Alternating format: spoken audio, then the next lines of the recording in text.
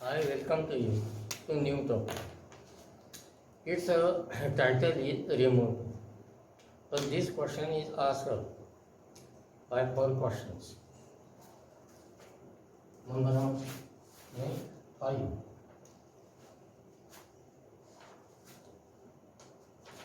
Question. Remote.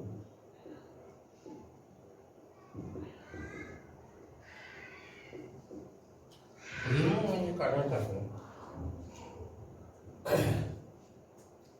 तो म्हणजे अत्यंत. याला ऑर क्वेश्चन विचारला जाऊ शकतो. Change no use so that use so that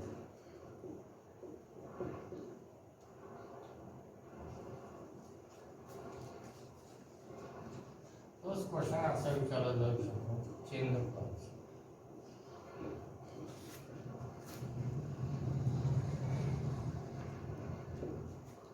तोच क्वेश्चन असा विचारला जाऊ शकतो. Make a complex.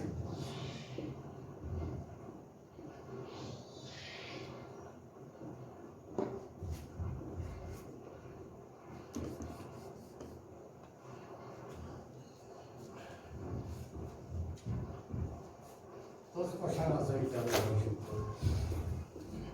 नेट आणि निगेटिव्ह.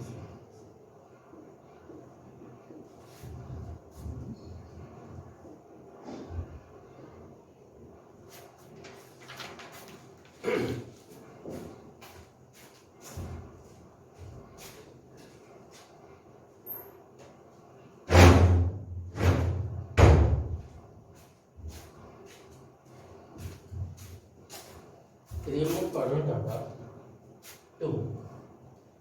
ज्यावेळेला रिमूव्ह काढून टाका टू असं म्हणतात त्यावेळेला टूचा अर्थ अत्यंत असतो.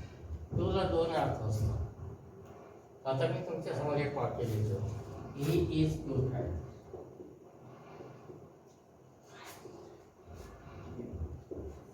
इज फॅट आहे ॲडजेक्टिव्ह. ज्यावेळेला ॲडजेक्टिव्हच्या अगोदर टू येतो त्यावेळेला त्याचा अर्थ अत्यंत असतो. आता मी दुसरं वाक्य. Rahim is my friend. Part 2.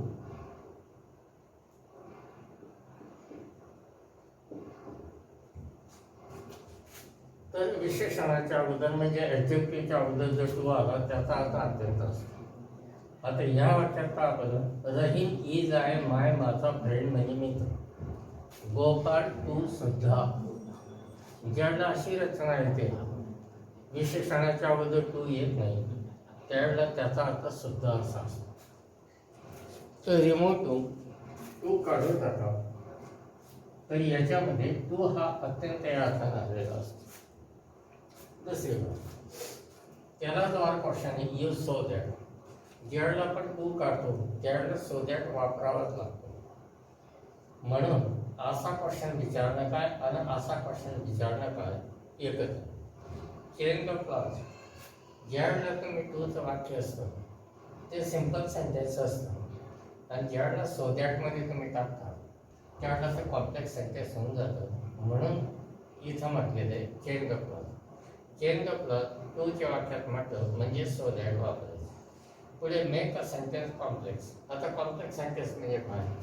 ज्याच्यामध्ये एक मेन क्लॉज आणि दुसरे सबऑर्डिनेट क्लॉजेस आलेले असतात त्याला कॉम्प्लेक्स सेंटेन्स म्हणतात. मग ज्यावेळेला तुम्ही सो दॅट वापरता त्यावेळेला एक मेन क्लॉज असतो आणि दुसरा सबऑर्डिनेट क्लॉज असतो. म्हणून ते वाक्य कॉम्प्लेक्स सेंटेन्स होऊन जातं. टूच्या वाक्यामध्ये जर तुम्हाला सांगितलं कॉम्प्लेक्स सेंटेन्स बनवा म्हणजे सो दॅट बना.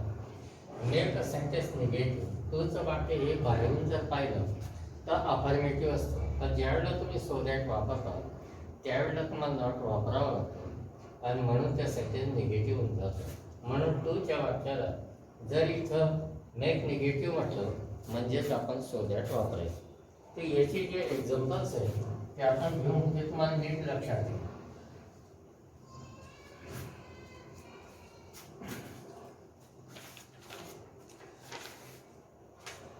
पहिलं वाक्य आहे तुमचं.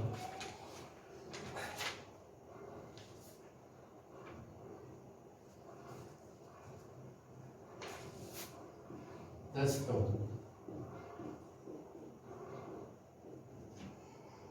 इज टू हेवी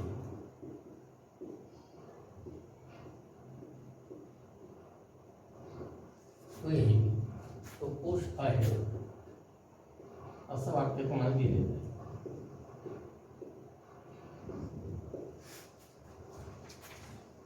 केव्हाही लक्षात ठेवा, तूचं जे वाक्य असतं त्याचे 3 प्रकार असतात.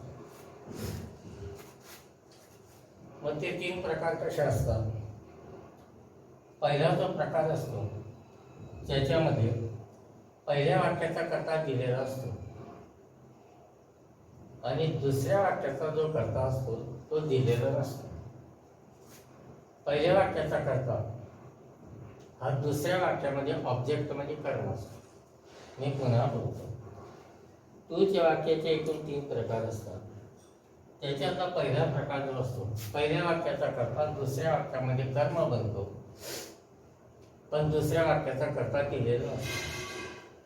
दुसरा जो प्रकार असतो त्याच्यामध्ये पहिल्या वाक्याचा जो कर्ता असतो तो दुसऱ्या वाक्यामध्ये कर्म बनतो, परंतु दुसऱ्या वाक्याचा कर्ता दिलेला असतो.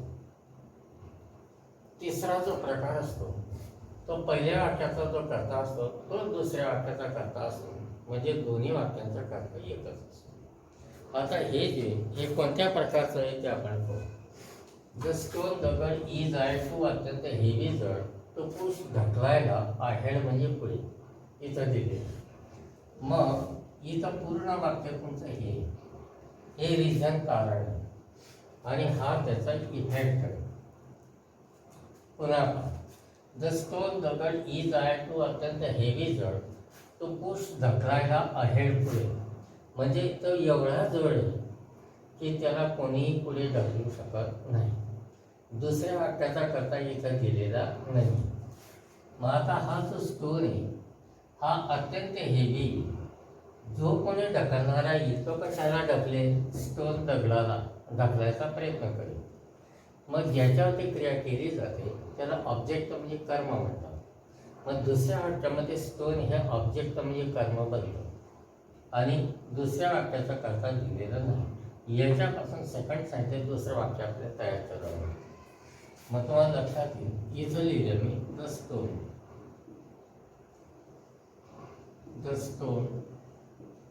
Is so heavy. या टूच्या ऐवजी मी घेतलं सो. टूचा अर्थ अत्यंत, सोचाही अर्थ इथं अत्यंत आहे. सोचा दुसरा अर्थ तुम्हाला माहिती आहे, सो म्हणजे म्हणून, त्या अर्थानं सो इथं नाही, इथं त्याचा अर्थ अत्यंत आहे. आता दुसरं वाक्य बनवायचं आहे, मग त्याच्या अगोदर दोन्ही वाक्य जोडण्यासाठी आपल्याला दॅट वापरावं लागेल. झालं, मग दुसरं वाक्य तयार करायचं.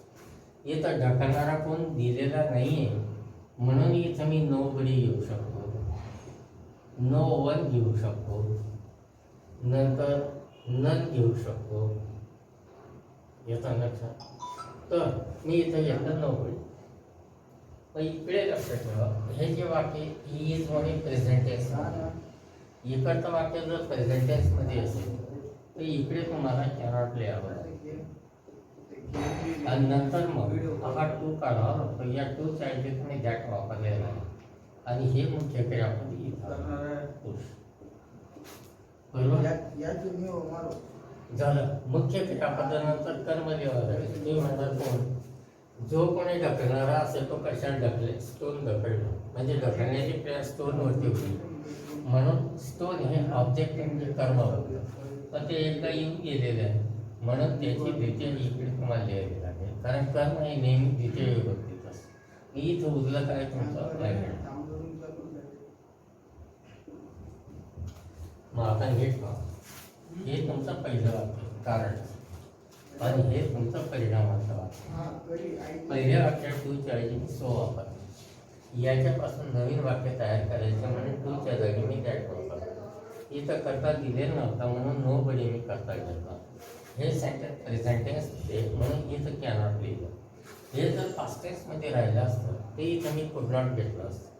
नंतर हे मुख्य क्रियापद मी लिहिलं आणि नंतर स्टोन हे इकडं ऑब्जेक्ट बघतं ते एकदा येऊन गेलं आहे म्हणून त्याची द्वितीय सर्वनाम इथं मी लिहिली. नंतर उरलेला शब्द होता तुमचा आहे. हा पहिला टाईप होता. कोणता? पहिल्या वाक्याचा करता हा दुसऱ्या वाक्यामध्ये ऑब्जेक्ट कर्म म्हणतो आणि दुसऱ्या वाक्याचा करता गेलेला नसतो. इथं मी नो बडी वापरलं, इथं नो वन सुद्धा वापरू शकतो. आता मी जातो दुसऱ्या वाक्यात आणि याच टाईपचं मी दुसरं वाक्य घेतो.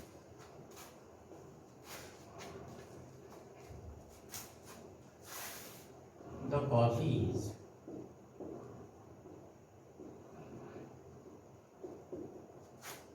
too hot to drink. असं वाक्य तुम्हाला दिलं. मग आता पहा, खरं वाक्य तुमचे इथपर्यंत.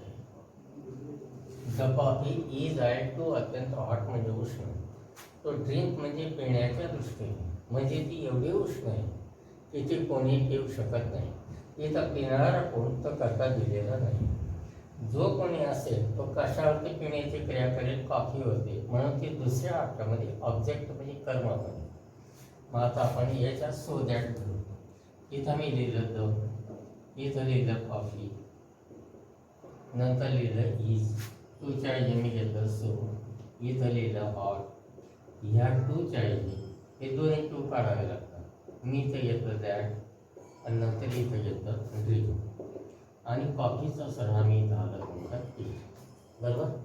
तर इथं तुम्हाला लक्षात येईल मी दॅट भरलं. याच्यापासून दुसरं वाक्य तयार करायचं होतं, करता दिलेला नव्हता, मग इथं मी करता घेतला नव्हता. हे वर्तमानकाळी म्हणून मी इकडे काय लिहिणार केलं. नंतर मुख्य क्रिया कोणती? पिण्याची. ही पिण्याची क्रिया कशावर केली जाते? कॉफीवर. कॉफी एकदा इकडे येऊन गेलेले म्हणून त्याचा परिणाम इकडे. मी इथेही कसं होतं, पहिल्या वाक्याचा करता हा दुसऱ्या वाक्यामध्ये ऑब्जेक्ट म्हणजे कर्म असतो आणि दुसऱ्या वाक्याचा करता दिलेला नसतो.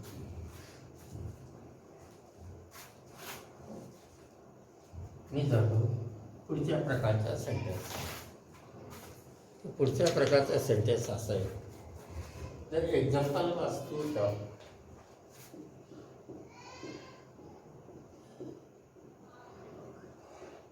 The example was too tough. Tough म्हणजे अवघड. For me to solve. For me to solve. याच्यावरती नीट लक्ष ठेवा. द एक्झाम्पल वाज होतं टू अत्यंत टफ म्हणजे अवघड. फॉर मी माझ्यासाठी टू सॉल्व सोडवायला. खरं पहिलं वाक्य तुमचं टू नंतर आलेलं जे विशेषण आहे तिथपर्यंत पहिलं वाक्य असतं आणि याच्यापासून तुम्हाला सेकंड सेंटेन्स तयार करावं लागतं. मग पाहावं जातं. तर एक्झाम्पल वाद होतं टू अत्यंत टफ म्हणजे अवघड. अवघड असण्याची क्रिया कोण करतं? एक्झाम्पल हा करता आहे तुमचा. द एक्झाम्पल वाद होतं टू अत्यंत टफ. फॉर मी माझ्यासाठी तो सॉल्व सोडवायला. मग तुम्हाला लक्षात येईल ही सोडवण्याची क्रिया कोण करेल? मी.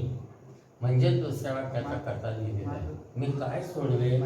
एक्झाम्पल. मग ते इकडे कर्म बनेल. मग टाईप नंबर 2. पहिल्या वाक्याचा करता दुसऱ्या वाक्यामध्ये कर्म बनतो पण दुसऱ्या वाक्याचा करता लिहिलेला असतो. मग आता आपण जाऊ. इथं लिहिलं मी द एक्झाम्पल. इथं लिहिलं मी वॉज. या टूच्या आला सो. इथं आलं टफ हे ॲडजेक्टिव्ह. बरोबर. या फॉरच्या मी इथं काय घेणार? दॅट. करता कोणता आहे? मी. तर ज्यावेळेला तो करता बनतो त्यावेळेला प्रथम विभक्ती लिहावी लागते. इथं जर मी आलं तर आय द्या, इथं अस आलं तर मी द्या, इथं यू आलं तर यूज द्या, इथं हिम आलं तर ही द्या, हर आलं तर सी द्या, इट आलं तर इथं द्या, आणि ते आलं तर दे द्या. झालं. हा टू निघून गेला. मग हे जे वाक्य हे भूतकाळी म्हणून मी इकडे काय ठेवणार? कुठं कोणती क्रिया करू शकत नाही मी? सॉल्व सोडवायची. काय सोडवायची? एक्झाम्पल. त्याचा सर्वनाम करायला ठीक. मग इथं मी कसा गेलो? पहिल्या वाक्याचा करता हा दुसऱ्या वाक्यामध्ये कर्म बनलेला होता म्हणून त्या सर्वनाम इकडे. दुसऱ्या वाक्याचा करता मी दिलेला होता, म्हणून करता नेहमी प्रथमा विभक्तीत असतो, म्हणून मीची प्रथमा आईने दिली. या फॉरच्या ऐवजी मी दॅट लिहिलं. हे वाक्य पास्ट टेन्समध्ये होतं, म्हणून इकडे मी कुड नॉट लिहिलं. नंतर इथं मुख्य क्रियापद लिहिलं आणि पहिल्या वाक्याचा करता कर्म बनतो म्हणून तिकडे लिहिलं. आता मी जातो याच प्रकारच्या दुसऱ्या वाक्यात.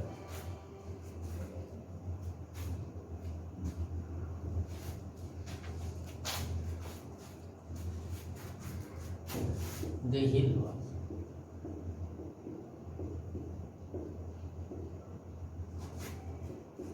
too high for go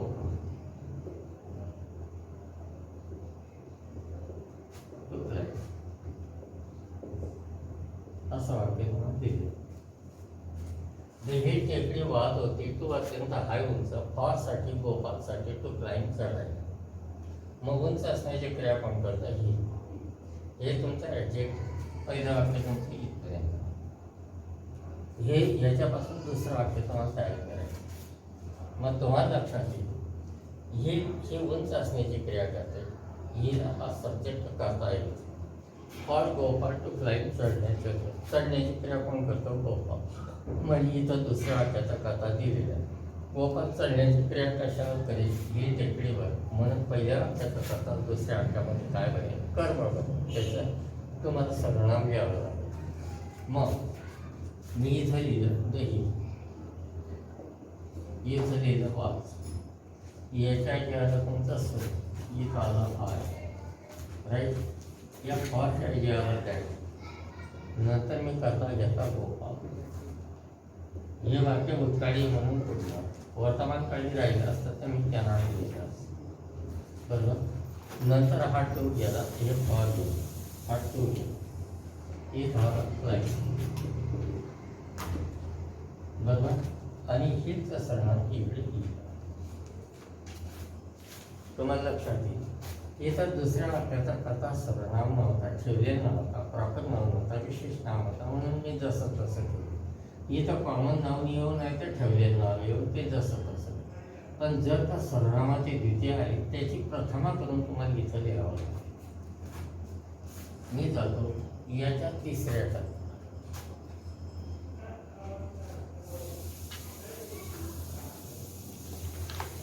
ते वाक्य the patient was too weak to stand up in the hospital. The patient was too weak to stand up in hospital. असा सेंटेन्स तुम्हाला दिले. हा टाईप नंबर 3. का? कारण याच्यात दोन्ही वाक्यांचा करता एकच. मग मी बोलतो द पेशंट वाद होता टू अत्यंत वीक म्हणजे दुर्बल किंवा अशक्त. खरं पाहिलं ना ते तुमचं इथपर्यंत. हे कारण आहे तो पहिला झालं. मग द पेशंट वाद होता टू अत्यंत वीक म्हणजे दुर्बल टू स्टँडअप उभा राहण्यासाठी इन द हॉस्पिटल. मग उभं राहण्याची क्रिया कोण करतात? पेशंट. वीक असण्याची क्रिया कोण करतात? पेशंट. म्हणून दोन्ही वाक्यांचा करता एकच. आता हा टाईप नंबर 3 होता. मी इथं सो दॅट करेल. इथं लिहिलं मी द पेशंट, इथं आलं तुमचं वाद, टूच्या ऐवजी आलं सो, इथं आलं वी, या टूच्या ऐवजी आलं दॅट, बरोबर. तो तर पेशंट आहे. तो जर पुरुष असेल तर ही, मुलगा असेल तर ही, स्त्री असेल तर सी. समजा आपण ती स्त्री आहे पेशंट, मग इथं लिहिलं मी सी. आणि लक्षात इथं पास्ट टेन्स आहे म्हणून कुड नॉट. जर राहिलं असतं प्रेझेंट टेन्समध्ये तर मी कॅनॉट लिहिलं असतं. झालं. मग या टूच्या ऐवजी दॅट घेतलं. इथं करता तोच आहे म्हणून सी लिहिलं. नंतर मी कुड नॉट लिहिलं आणि इकडे भूतकाळ आहे आणि नंतर इकडे लिहिलं stand up in the hospital.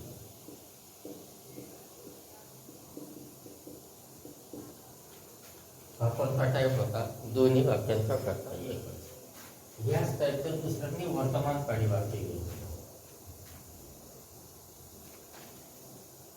Kamala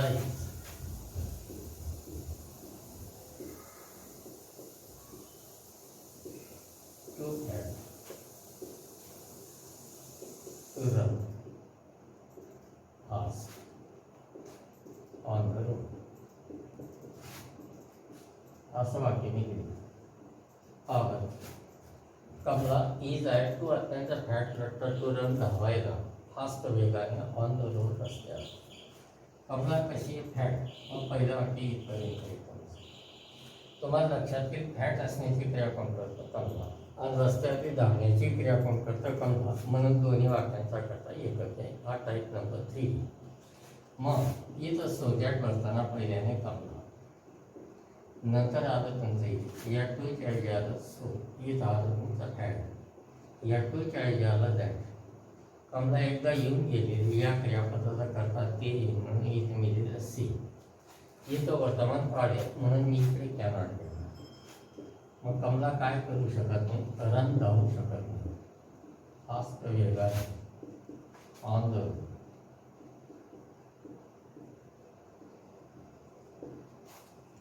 दोन्ही वाक्यांचा अर्थ सारखा आहे. कमला इज आहे टू अत्यंत फॅट टू रन धावायला फास्ट वेगाने ऑन द रोड. म्हणजे ती इतकी लठ्ठ आहे की ती रस्त्यावरनं फास्ट वेगाने धावू शकत नाही. दिसताना हे जे वाक्य हे अफर्मेटिव्ह पण आपण ते खरंच निगेटिव्ह असतं. तो अर्थ इथं आहे. कमला इज आहे सो अत्यंत फॅट रट्ट दॅट म्हणून सी ती कॅनॉट शकत नाही रन धावू फास्ट वेगाने ऑन द रोड रस्त्यावर. मग तुम्हाला लक्षात येईल रिमूव्ह टूचं जे वाक्य असतं त्याचे एकूण 3 प्रकार असतात. पहिला प्रकार, पहिल्या वाक्याचा जो कर्ता असतो तो दुसऱ्या वाक्यामध्ये कर्म बनतो आणि दुसऱ्या वाक्याचा कर्ता दिलेला नसतो. दुसरा प्रकार, पहिल्या वाक्याचा कर्ता दुसऱ्या वाक्यामध्ये कर्म बनतो पण दुसऱ्या वाक्याचा कर्ता दिलेला असतो. आणि तिसरा प्रकार, पहिल्या वाक्याचा जो कर्ता असतो तो दुसऱ्या वाक्यामध्ये कर्ता असतो. हा तिसरा प्रकार. असे हे 3 प्रकारचे वाक्य असतात. पण तुम्हाला लक्षात येईल रिमूव्ह टू याच्यातून टू आपण काढला हे लिहिलं. यू सो दॅट हा हे सो दॅट वापरलं. हे सेंटेन्स तुम्हाला मेक निगेटिव्ह करायला सांगितलं तर हे नॉट आलं म्हणून हे वाक्य निगेटिव्ह होऊन गेलं. याचं कॉम्प्लेक्स सेंटेन्स करायला सांगितलं मग तुम्हाला लक्षात येईल हा मेन क्लॉज आहे आणि हा सबऑर्डिनेट क्लॉज आहे म्हणून हे कॉम्प्लेक्स सेंटेन्स होऊन गेलं. चेंज ऑफ क्लॉजमध्ये ते असं येईल. अशा प्रकारे कोणताही प्रश्न विचारला remove too, make complex sentence, make negative, use so that, तर टू काढायचं आणि या पद्धतीने सो दॅट भरायचं. आता मी जातो टाइप्स ऑफ सेंटेन्सेस किंवा काइंड्स ऑफ सेंटेन्सेस.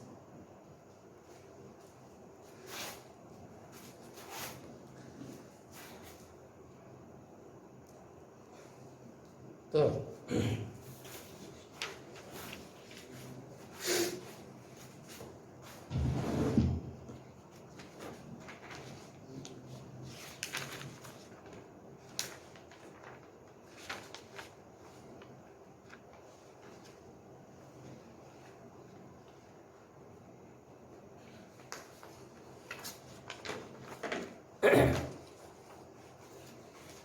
अरे हा पहिला प्रकार संपला. आता दुसऱ्या प्रकरणात मी जातो. तर हा जो टाईप चॅप्टर आहे हे काइंड्स ऑफ सेंटेन्सेस.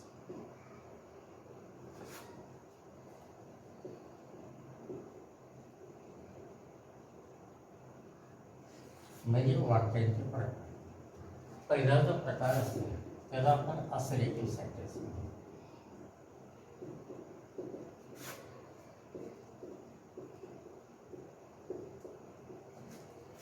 याला दुसरं नाव असतं स्टेटमेंट.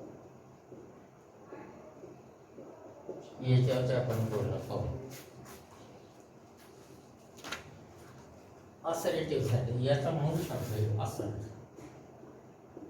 असर्ट म्हणजे ठासून सांगणं आणि असरेटिव्ह सेंटेन्स म्हणजे ज्या वाक्यामध्ये ठासून सांगितले त्यालाच आपण स्टेटमेंट म्हणतो. मूळ शब्द याचा स्टेट आहे. स्टेट म्हणजे विधान करणे, स्टेटमेंट म्हणजे विधानात्मक वाक्य. या दोघांचा अर्थ एकच.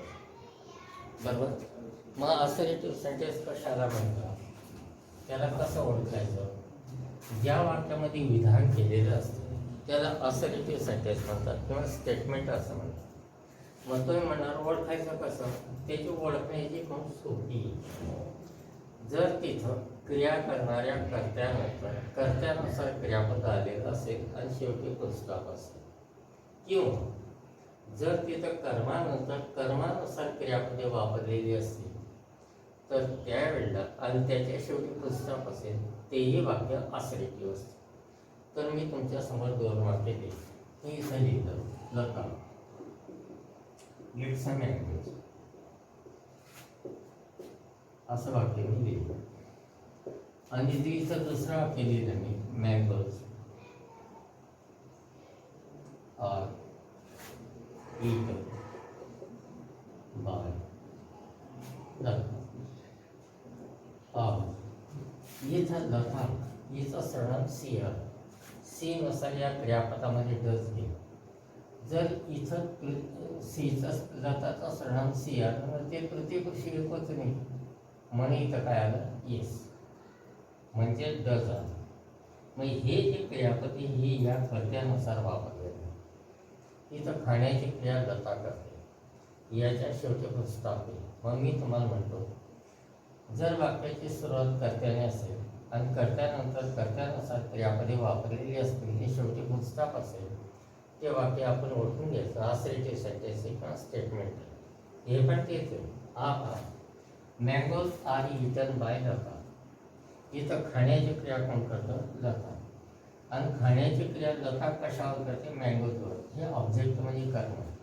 पण मँगोज एकापेक्षा जास्त आहे, त्या सर्वांना दे आलं. मग देनुसार इथं काय आलं? आर. आणि शेवटी काय आलं? फुलस्टॉप. मग तुम्हाला मी काय म्हणतो, जर कर्मानंतर कर्मानुसार क्रियापद आलेलं असेल आणि शेवटी फुलस्टॉप असेल तेही वाक्य असर्टिव्ह सेंटेन्स असतं, म्हणजे स्टेटमेंट असतं. हे होतं तुमचं असर्टिव्ह टाईप नंबर 1. आता मी जातो दुसऱ्या वाक्य. दुसरा जो प्रकार असतो वाक्याचा तो आहे सिंपल सेंटेन्स.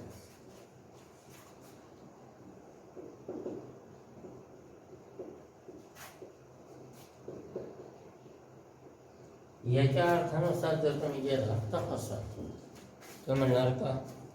तर सिंपल सेंटेन्सचा अर्थ जर विद्यार्थ्याला विचारला तर म्हणजे सिंपल सेंटेन्स म्हणजे साधं वाक्य नाही. सिंपल सेंटेन्स याचा अर्थ असा की ज्याच्यामध्ये एकच एक सहाय्यकारी क्रियापद म्हणजे फिनिट वर्ब असतो. मी इथं लिहिलं Ashok is a doctor. Ashok is a doctor. याच्यात फिनिट वर्ब तुमचे इज आहे, म्हणून हे वाक्य सिंपल आहे. दुसरं वाक्य मी लिहिलं वी डू नॉट वर्क. याच्यामध्ये एकच सहाय्यकारी क्रियापद आहे तुमचं, हे मुख्य क्रियापद आहे, म्हणून हे पण सिंपल सेंटेन्स आहे. मग याची डेफिनेशन व्याख्या काय सांगितली? ज्या वाक्यामध्ये एकच एक सहाय्यकारी क्रियापद आलेलं असतं म्हणजे फिनिट वर्ब आलेलं असतं त्याला सिंपल सेंटेन्स आपण म्हणतो. आता मी जातो sentence number 3, that is complex sentence. आता कॉम्प्लेक्स सेंटेन्स म्हणजे काय? ज्याच्यामध्ये एक मेन क्लॉज असतो आणि दुसरा सबऑर्डिनेट क्लॉज असतो. सबऑर्डिनेट क्लॉज एकापेक्षा जास्त असू शकतात त्याच्यात, पण मेन क्लॉज एकच असतो, म्हणून त्याला आपण कॉम्प्लेक्स सेंटेन्स असं म्हणत असतो. तर त्याचं एक्झाम्पल मी तुमच्यासमोर लिहितो. ते असं, as soon as the sun rises, as soon as the sun rises, birds fly away from their nest. Birds fly away from their nest. असं वाक्य करून दिलं. मग तुम्हाला लक्षात येईल हे जे वाक्य याच्या सुरुवातीला जोड शब्द दिलेला आहे ॲज सून ॲज आणि हे, मग तुम्हाला लक्षात येईल हा तुमचा मेन क्लॉज आहे आणि हा तुमचा सबऑर्डिनेट क्लॉज आहे. मग तुम्ही म्हणणार मेन क्लॉज आणि सबऑर्डिनेट क्लॉज असं कसं काय? मेन क्लॉज याचा अर्थ असा की जे वाक्य अर्थाच्या बाबतीत दुसऱ्या वाक्यावरती अवलंबून नसतं त्याला म्हणतो आपण मेन क्लॉज. आणि जे वाक्य अर्थाच्या बाबतीत दुसऱ्या वाक्यावरती अवलंबून असतं त्याला सबऑर्डिनेट क्लॉज असं म्हणतात. आता हे वाक्य नाही असं समजा, बर्ड पक्षी फ्लाय अवे, दूर उडून जातात फ्रॉम चार्टून नेस म्हणून. अर्थाच्या बाबतीत हे वाक्य याच्यावर अवलंबून नाही, हा मेन क्लॉज. आणि हे जर पुसून टाकलं मी, ॲज ज्या क्षणी दसन सूर्य राजेस उगवतो, ज्या क्षणी सूर्य उगवतो, ज्या क्षणी सूर्य उगवतो, ज्या क्षणी सूर्य उगवतो, मग तर म्हणणार काय घडतं. म्हणजे ज्या वेळेला इकडे वाक्य लिहिल मी त्यावेळेला त्याचा अर्थ पूर्ण होईल. म्हणजे हे वाक्य अर्थाच्या बाबतीत दुसऱ्या वाक्यावरती अवलंबून आहे. म्हणून हा तुमचा सबऑर्डिनेट क्लॉज म्हणजे उपवाक्य. मग ज्याच्यामध्ये एकच मेन क्लॉज असतो आणि दुसरं सबऑर्डिनेट क्लॉज किंवा क्लॉजेस असतात ते कॉम्प्लेक्स सेंटेन्स असतात. मी जातो त्याच्या पुढच्या प्रकारावर. ते सेंटेन्स आहे तुमचं कंपाऊंड सेंटेन्स. कंपाऊंड सेंटेन्स म्हणजे काय, ज्याच्यामध्ये दोन मेन क्लॉजेस असतात, म्हणजे दोन मुख्य वाक्य असतात, त्याला कंपाऊंड सेंटेन्स असं म्हणतात. मग ते दोन प्रकाराने येऊ शकतात. इथं मी लिहिलं, जिम वॉज अ टायगर. काय नाही, जिम सॉ अ टायगर.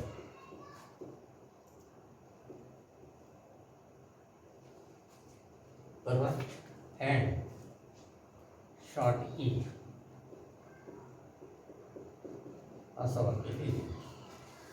याच्यामध्ये तुम्हाला लक्षात येईल, जिम सॉ अ टायगर हे अर्थाच्या बाबतीत इकडच्या वाक्यावरचं अवलंबून नाही, हा मेन क्लॉज झाला. मग पहिल्या वाक्याचा जो करता असतो तो दुसऱ्या वाक्याचा करता असेल तर त्याच्या आधी काय लिहिलं जातं, अँड. म्हणजे इथं करता कोण नाही, जी.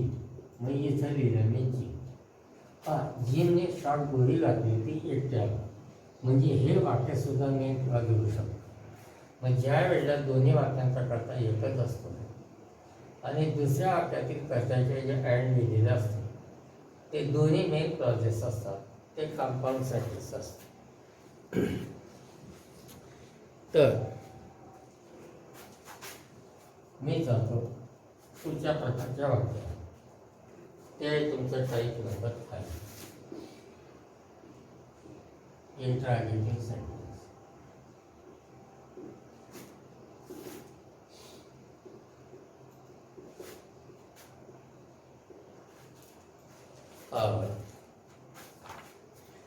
इंट्रागेटिव्ह सेंटेन्स म्हणजेच क्वेश्चन, म्हणजेच प्रश्नार्थक वाक्य. हे जे प्रश्नार्थक वाक्य असतं याचे एकूण 4 प्रकार असतात. त्याच्यातला पहिला प्रकार डब्ल्यूएस क्वेश्चन, दुसरा प्रकार इन्व्हर्टेड क्वेश्चन,